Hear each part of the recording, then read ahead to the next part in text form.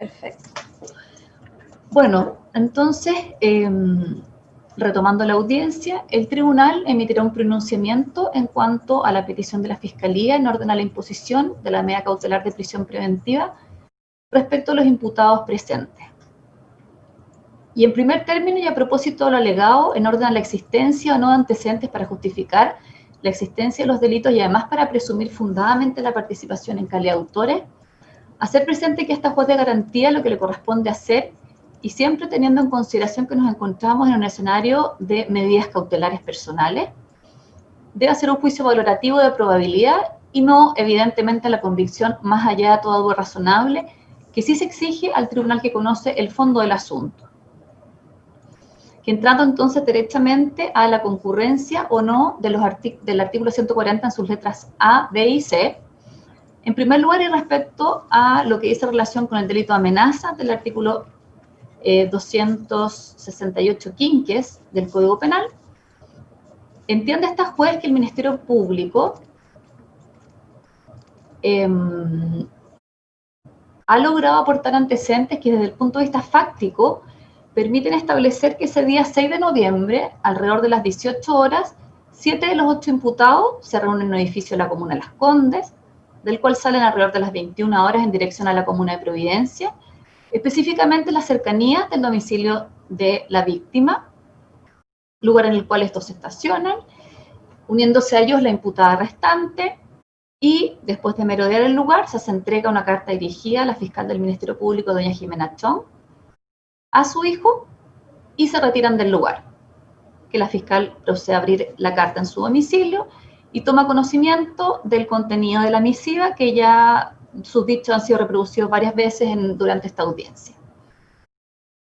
Y a propósito de estos antecedentes que aportó la Fiscalía, esta juez concluye que son suficientes para justificar la existencia del delito, estimando que, en primer lugar, y desde el punto de vista doctrinario, la amenaza puede considerarse como un anuncio, ya sea expreso o tácito, de la realización de un mal a otra persona.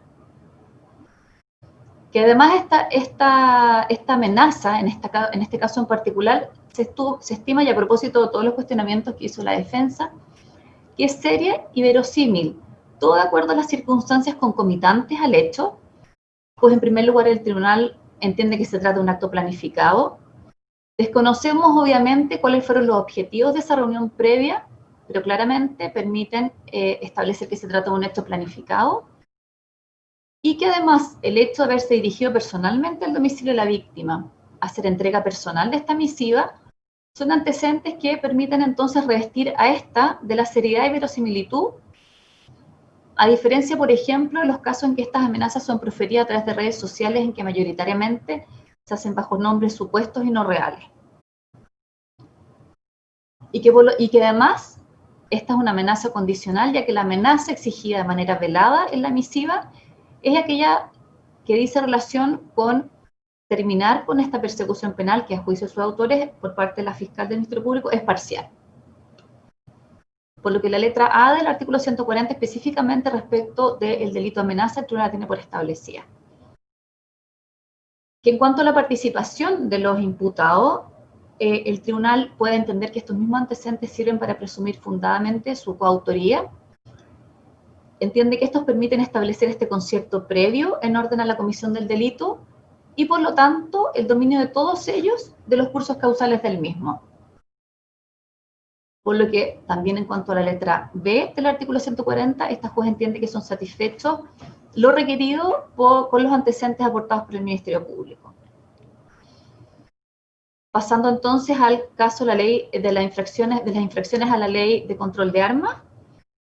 Igualmente, esta juez estima que los antecedentes son suficientes para justificar la existencia de estas infracciones.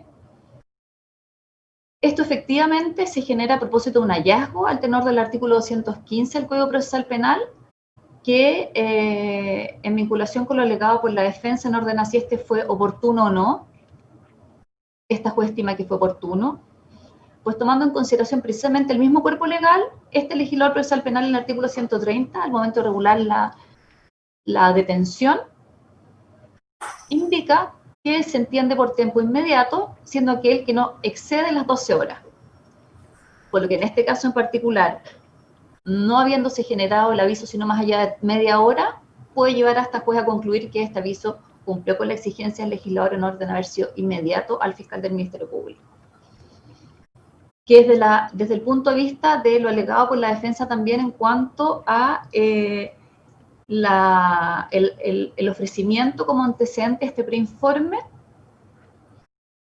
y estimando que nos encontramos en una audiencia de control de detención, que a propósito de esta infracción de la ley de armas, a poco más de 24 horas de acaecido el hecho, en esta etapa procesal, y para efectos de establecer la aptitud del arma incautada, entiende esta juez que el preinforme en esta etapa procesal es suficiente. Por lo que, satisfechos entonces los presupuestos materiales, esta juez va a emitir un pronunciamiento en cuanto a la necesidad de cautela. Indicar que, como principios recogidos por nuestro legislador procesal penal, al momento de regular las medidas cautelares, están los principios de proporcionalidad, subsidiariedad y suficiencia, que sin lugar a dudas el tribunal comparte lo manifestado por el Ministerio Público en orden a estimar que este es un hecho que reviste la mayor de las gravedades. Es una amenaza a una fiscal del Ministerio Público y que se hace precisamente en razón del desempeño de sus funciones que por la ley les son impuestas. Pero el legislador determina la gravedad de este hecho al momento del establecimiento de la pena. Y que en abstracto, en vinculación con las normas que tienen previsto y establecido estos artículos, la determina en el rango del presidio menor en su grado medio. Que por lo tanto, y en este mismo orden de ideas, haciendo el tribunal una prognosis de pena a sufrir por los imputados en el caso de una sentencia condenatoria, y recalcando que esto se hace siempre, este análisis respecto al delito de amenazas, son todos imputados con irreprochable conducta anterior, y que si por lo tanto esta juez se pone en un escenario de condena, a propósito de la prognosis de pena, se avisora en todos los casos la concesión de penas sustitutivas, o sea, de cumplimiento en libertad de estas eventuales condenas. A tener en consideración todo esto desde la perspectiva de la proporcionalidad de la cautelar que se requiere.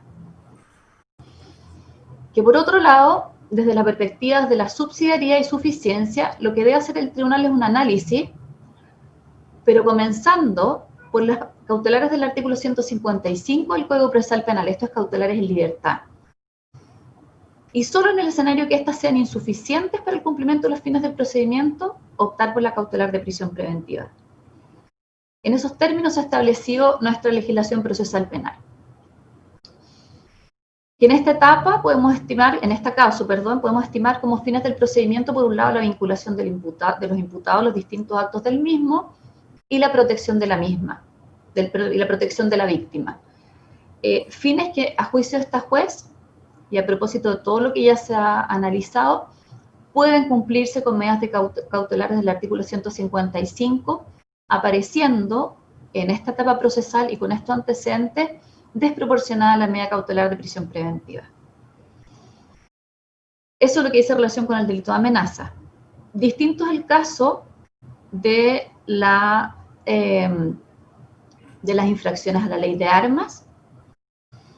Desde la perspectiva de la necesidad de cautela, en este escenario, el imputado, sin perjuicio de su irreprochable conducta anterior, lo cierto es que enfrenta penas de cumplimiento efectivo, sin posibilidades de penas sustitutivas tanto por el quantum como por la naturaleza del delito que se le imputa,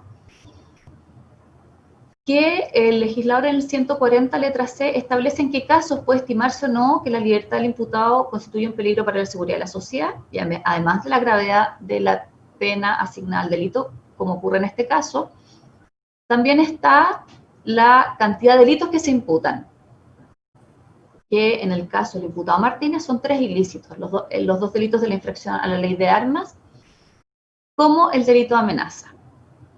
Por lo tanto, en su caso, el tribunal sí estima proporcional, necesaria y suficiente la imposición de esta gravosa medida cautelar. En definitiva, entonces, el tribunal resuelve en cuanto a las solicitudes de medidas cautelares, rechazar la solicitud de prisión preventiva respecto de los imputados por el delito de amenaza, salvo por el imputado Martínez, quien además de las amenazas tiene la imputación por infracción a la ley de armas, por estimar que en su caso su libertad constituye un peligro para la seguridad de la sociedad. En el caso de los demás imputados, entiende esta juez que se satisface todo con las cautelares del 155, por lo tanto impone respecto a los demás imputados las cautelares de firma mensual y prohibición de acercarse a la víctima y a su familia, donde quiera que ésta se encuentre, domicilio, lugar de trabajo en la calle, no pueden estar a menos de 200 metros. Por lo que esa es la decisión del tribunal en cuanto a la solicitud de medidas cautelares. ¿Va a haber alguna otra solicitud? Sí, señoría, dos solicitudes. La primera, respecto del plazo de investigación, la defensa entiende proporcionar un plazo de 60 días, había cuenta de la extensión que tiene la carpeta investigativa el día de hoy, más de 8.000 hojas, y la multiplicidad de diligencias que el mismo Ministerio Público ha dado cuenta desde esta audiencia. Por lo tanto, en relación al delito investigado, va a proporcionar dicho plazo de investigación. Perfecto. ¿Las otras defensas? Sí, magistrado, creemos que es un plazo pertinente en los términos solicitados por el defensor Sanzana, así que nos adherimos a esa petición. Perfecto. ¿Y la última defensa? Lo mismo, su señoría, 60 días es suficiente. Señor fiscal. Señoría, vamos a solicitar un plazo mayor de investigación. Restan muchísimas diligencias de largo alcance por realizar. Por de pronto, como quedó en evidencia, señoría, el día de ayer especialmente, se incautaron teléfonos celulares y computadores, conforme la orden y autorización del tribunal, en todos los domicilios de los imputados. Por lo tanto, restan esa misma cantidad de pericias, entiéndase, son más de 20, las que se deben realizar por distintas entidades del Laboratorio Criminalística de la Policía de Investigaciones, las que toman bastante tiempo. Por tanto, su señoría, eso en primer término en cuanto a las pericias que dicen relación con aspectos de naturaleza informática o de ingeniería que es necesario efectuar en la causa a propósito de los delitos en materia de investigación. En segundo término, también, señoría, las pericias correspondientes al armamento y a las municiones encontradas, que también es necesario contar con un mayor periodo de tiempo para su realización. Por lo tanto, señoría, y siendo principalmente aquellas las pericias que se encuentran, las diligencias que se encuentran pendientes, sin perjuicio de algunas declaraciones testimoniales que sea necesario ahora ahondar, dado el escenario en que nos encontramos, es que vamos a solicitar, se fija un plazo de investigación de 150 días, después de 5 meses. Ya. Bueno, en cuanto a la solicitud del plazo de investigación y teniendo en consideración las características de la investigación, las diligencias que se encuentran pendientes a propósito de lo indicado por el Ministerio Público y también en vinculación obviamente con las medidas cautelares que se han decretado en esta audiencia, el tribunal va a determinar en principio un plazo de investigación de 90 días a contar del día de hoy. Eso entonces en cuanto al plazo de investigación. ¿Alguna otra solicitud? Sí, señoría, tal como se había esbozado al principio de la audiencia por la mayoría, entendiendo todas las defensas, solicitar la incompetencia de este séptimo tribunal de garantía, entendiendo que según los hechos largamente y latamente expresados por el señor fiscal, tienen su principio de ejecución o en el cuarto tribunal de garantía, en la oficina de Las Condes, o bien en el domicilio de la señora fiscal, que corresponde al octavo juzgado de garantía, pero en ningún caso a este séptimo tribunal de garantía, que entiendo, respecto de los hechos formalizados, solamente se situó como contexto la formalización del funcionario de Carabineros en el Puente Pío IX, toda vez que respecto de esas amenazas que se realizaron por redes sociales, ninguno de los imputados formalizados está vinculado directa o indirectamente a ellas. Perfecto. Por lo tanto, la petición es que se declare incompetente el tribunal y se remitan los antecedentes al cuarto tribunal de garantía. Señores defensores, ¿las otras defensas van a agregar algo? No, magistrado. No, para reiterar, su señoría, lo que ya dije, los argumentos por los cuales entendemos nosotros que es incompetente el tribunal. Y su señoría copia la resolución, por favor. Del audio. El audio se puede remitir a todos los intervinientes vía correo electrónico. Así que si quiere usted incorpore en el chat de la... Ya, del Zoom, muchas gracias. el correo electrónico al cual se le puede remitir el audio. Señor fiscal, en cuanto a la solicitud de incompetencia... Gracias, señoría. Señoría, la vamos a rechazar. Solicitamos que el tribunal mantenga su competencia, como así, por cierto, lo ha entendido desde un inicio. En efecto, su señoría, se inicia la investigación, como se indicó el día 4 de octubre del presente año, por las primeras amenazas que recibió la fiscal y que justamente son aquellas que le dan un punto de partida a la causa y aquellas que motivan, por cierto, la acción de los imputados. En efecto, su señoría, la fiscal se encontraba en dependencias del Centro de Justicia tomando una audiencia ubicada aquí en Santiago Centro cuando fue proferida esa amenaza por redes sociales, el lugar indeterminado desde donde se profiere, y luego entonces el único lugar cierto para poder determinar algún principio de competencia en la comuna de Santiago, que es donde ella se encontraba. Por cierto, también el tribunal se encontraba funcionando en el mismo lugar, aquí en el Centro de Justicia. Y se encuentran pendientes, su señoría, una serie de diligencias, entre ellas requerimiento incluso de asistencia internacional, con el objeto de poder determinar todas aquellas vinculaciones que puedan haber en relación a esa amenaza o porfería por medio de Internet con la actuar de uno o más de los imputados acá presentes. Por lo tanto, su señoría, se están investigando no solamente los hechos iniciales en materia de esta investigación, que son aquellos que todavía no se logra determinar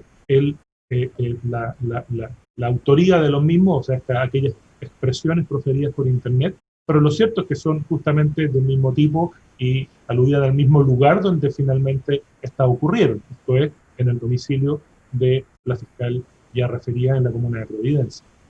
Es por eso entonces, su señoría, que las investigaciones se desarrollan en forma conjunta.